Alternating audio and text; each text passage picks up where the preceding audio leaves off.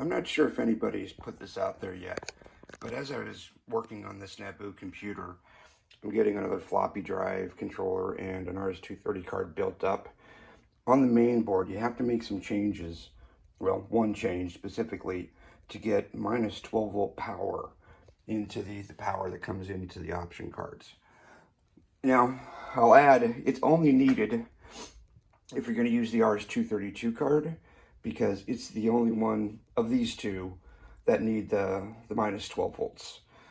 The floppy drive card doesn't actually need it, but if you're going to daisy chain, you're going to have to pass the minus 12 from here onto there via that cable. So the problem is, on the main board, the connector you connect to doesn't have minus 12 on it. If you pull down the serial card docs, there's an additional doc file on Clyball's site about what you have to do. And there's two options. Option one is how the factory did it, so all of the power cables looked the same and acted the same. That involves cutting a trace. Well, you got to remove this Molex connector, cut a trace, and run a bodge wire to switch this to ground.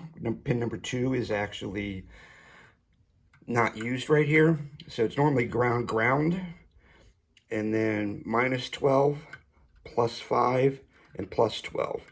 Pin 2 is not used, so what you have to do is cut a trace, extend ground there, and then the trace you cut, you bodge wire on here on number 3 to get minus 12.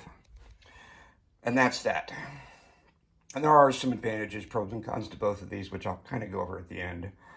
The other one, as they're calling the alternate modification, is to simply take from this blue wire that's coming in from the power supply and put a wire over to pin 2, which is what I have done on here.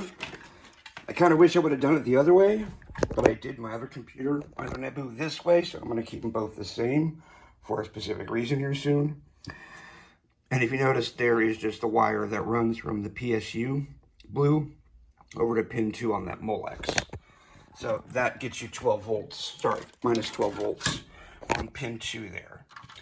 Now here's one of the advantages. The advantage is you don't have to cut a trace, you don't have to desolder components, and away you go.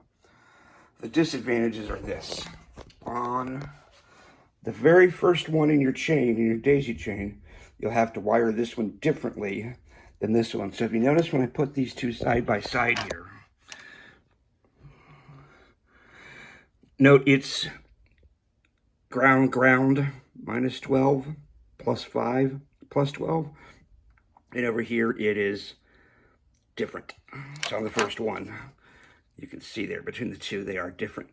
So you can't plug this directly in as long as the first one goes in that way. So it has the mod, and you bring it into the right place on here, the correct place on the board,